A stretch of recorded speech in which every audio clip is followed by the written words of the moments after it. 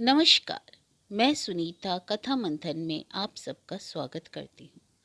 कथा मंथन में आज सुनिए अमृतलाल नागर जी की कहानी प्रायश्चित। जीवन वाटिका का वसंत, विचारों का अंधड़, भूलों का पर्वत और ठोकरों का समूह है यौवन। इस अवस्था में मनुष्य त्यागी, सदाचारी, देशभक्त एवं समाज भक्त भी बनते हैं तथा अपने खून के जोश में वह काम कर दिखाते हैं जिससे कि उनका नाम संसार के इतिहास में स्वर्ण अक्षरों में लिख दिया जाता है। इसी आयु में मनुष्य विलासी, लोलुपी और व्यभिचारी भी बन जाता है और इस प्रकार अपने जीवन को दो कौड़ी का बनाकर पतन के खड्ड में गिर जाता है और अंत में पछताता है, प्रायश्चित करता है। परंतु प्रत्यंचा से निकला हुआ बाण फिर वापस नहीं लौटता। खोई हुई सच्ची शांति फिर कभी नहीं मिलती। मणिधर सुंदर युवक था। उसके जेब में पैसा था और पास में था नवीन उमंगों से पूरित हृदय। वह भोला भाला सुशील युवक था। बेचारा सीधे मार्ग पर जा रहा था।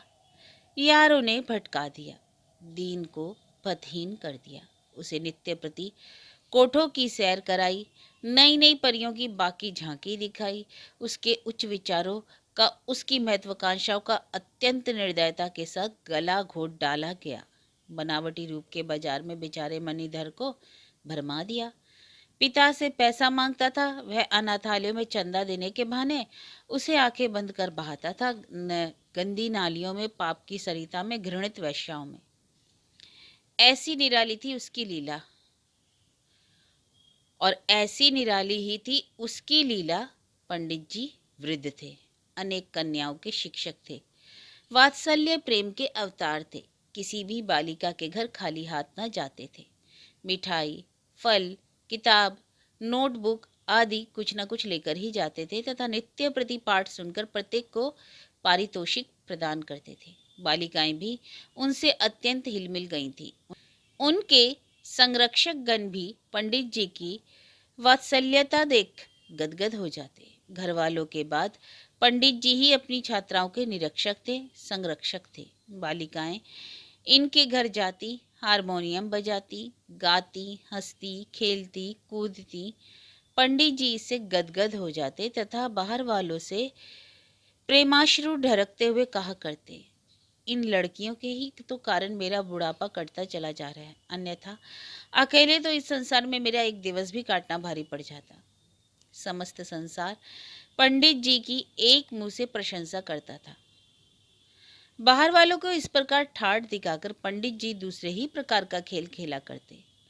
वह अपनी नव यौवना सुंदर छात्राओं को अन्य विषयों के साथ साथ प्रेम का पाठ भी पढ़ाया करते थे।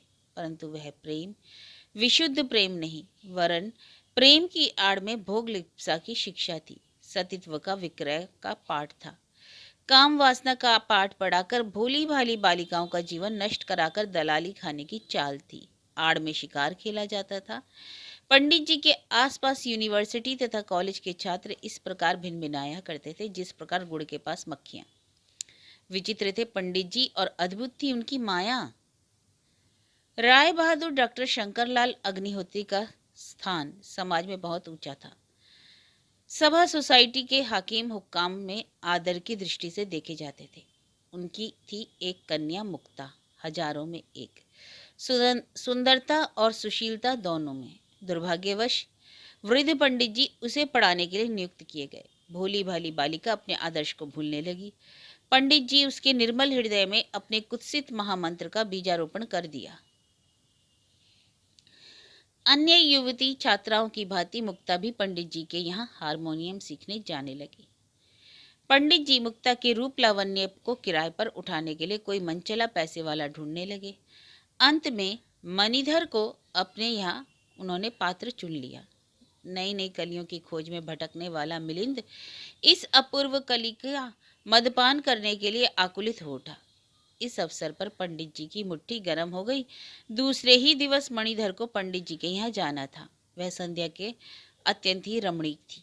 मणि ने उसे बड़ी प्रतीक्षा करने के पश्चात पाया था। आज वह अत्यंत प्रसन्न था, आज उसे पंडित जी के यहाँ जाना था।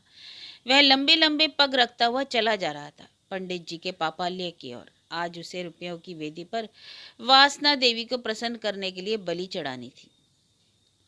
मुक्ता पंडित जी के यहाँ हारमोनियम पर उंगलियां नचा रही थी और पंडित जी उसे पुलकित नेत्रों से निहार रहे थे। वह बाजा बजाने में व्यस्त थी। सहसा मणिधर के आ जाने से हारमोनियम बंद हो गया। लजीली मुक्ता कुर्सी छोड़कर एक और खड़ी हो गई। पंडित जी ने कितना ही समझाया, बेटी इनसे लज्जा ना कर, यह तो अपने ही हैं, जा बजा बाजा बजा। अभ्यागत सज्जन के स्वागत में एक गीत गा। परंतु मुक्ता को अभी लज्जा ने ना छोड़ा था। वह अपने स्थान पर अविचल खड़ी थी। उसके सुकोमल मनोहारी गाल लज्जावश अंगूरी की भांति लाल हो रहे थे। अल के आ आकर उसका एक मधुर चुम्बन लेने की चेष्टा कर रही थी। मणिधर उस पर मर मिटा था। वह उस समय भारी संसार में नहीं रह गया था। यह सब देख पंडित जी खिसक गए। अब उस प्रकोष्ठ में केवल दो ही थे। मणिधर ने मुक्ता का हाथ पकड़कर कहा, आइए, खड़ी क्यों हैं, मेरे समीप बैठ जाइए। मणिधर धृष्ट होता चला जा रहा था। मुक्ता झिझक रही थी, परंतु फिर भी मौन थी। मणिधर ने कहा, क्या पंडित जी ने इस प्रकार आतिथ्य सत्कार करना सिखलाया कि घर में कोई पाहुन आवे और घरवाला चुपचाप खड़ा रहे? शुभे, मेरे समीप बैठ जाइए।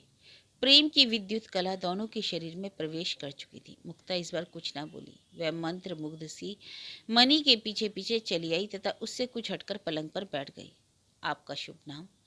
मणि ने जरा मुक्ता के निकट आते हुए कहा। मुक्ता, लजीली मुक्ता ने धीमे स्वर में कहा। बातों का प्रभाव बढ़ा। धीरे धीरे समस्त हिचक जाती रही और थोड़ी देर के पश्चात मुक्ता नीरस हो गई। उसकी आब उतर गई थी। हिचक खुल गई थी। मणि और मुक्ता का प्रेम क्रमशः बढ़ने लगा था। मणि मिलिंद था।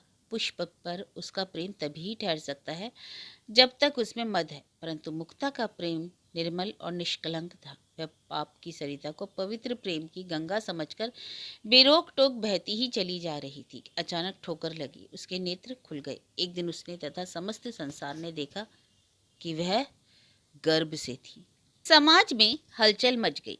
शंकर लाल जी की तो नाक ही कट गई, पर वह किसी को मुंह दिखाने के योग्य भी न रह गए थे। ऐसा ही लोगों का विचार था। अस्तु जाति बिरादरी जुटी, पंच सरपंच आए, पंचायत का कार्य आरंभ हुआ। मुक्ता के बयान लिए गए। उसने आंसुओं के बीच सिसकियों के साथ समाज के सामने संपूर्ण घटना शुरू से अंत तक सुना डाली।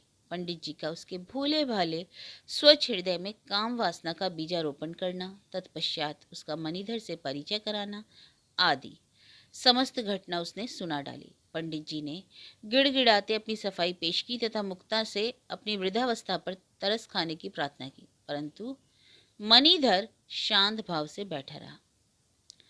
पंचों ने सलाह दी। बूढ़े ने हाँ में हाँ मिला दिया। सरपंच महोदय ने अपना निर्णय सुना डाला। सारा दोष मुक्ता के माथे मढ़ा गया। वह जातिच्युत कर दी गई। राय बहादुर के पिता की भी वही राय थी जो पंचों की थी। मणिधर और पंडित जी को सचरित्रता का सर्टिफिकेट दे निर्दोष करार दे दिया गया। केवल अबला मुक्ता ही दुख की धधकती हुई अग्नि में झुलसने के लिए छोड़ दी गई। अंत में अत्यंत कातर भाव से निस्सहाय मुक्ता ने सरपंच की को दुहाई दी, उनके चरणों में गिर गई। सरपंच घबराए। हाय, भ्रष्टा ने उन्हें स्पर्श कर लिया। क्रोधित उन्होंने उस गर्भिणी निस्सहाय आश्रयहीना युवती को धक्के मारकर निकाल देने की अनुमति दे दी।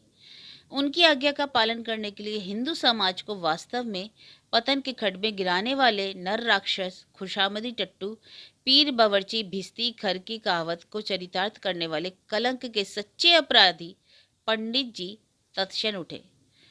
उसे धक्का मारकर निकालने ही वाले थे कि अचानक आवाज आई, ठहरो, अन्याय की सीमा भी परिमित होती है। तुम लोगों ने उसका भी उल्लंघन कर डाला है। लोगों ने नेत्र घुमाकर देखा तो मणिधर उत्तेजित हो निश्चित भाव से खड़ा कह रहा था, हिंदू समाज अंधा है, अत्याचारी है एवं उसके सर्वे सर्वा अर्थात हमारे माननीय पंचगण अनपढ़ हैं, गवार हैं और मूर्ख है। इन्हें खरे खोटे एवं सत्य और असत्य की परख ही नहीं क्या? तो वह क्या न्याय कर सकते हैं और क्या जाति उपकार? इसका वास्तविक अपराधी तो मैं हूं। इसका दंड तो मुझे भोगना चाहिए। इस सुशील वाला का सतीत्व मैंने नष्ट किया है और मुझसे भी अधिक नीच है यह बगुला भगत बना हुआ नीच पंडित। इस दुराचारी ने अपने स्वार्थ के लिए नामालूम कितनी बालाओं का जीवन नष्ट कराया है, उन्हें पथभ्रष्ट कर दिया है। जिस आदरणीय दृष्टि से इस नीच को समाज में देखा जाता है, वास्तव में यह नीच उसके योग्य नहीं, वरन वह नर पशु है, लौलुपी है, लंपट है, सिंह की खाल ओढ़े हुए तुच्छ गीदड़ है, रंगा सियार है। सब लोग मणिधर के ओजस्वी मुखमंडल को निहार रहे थे।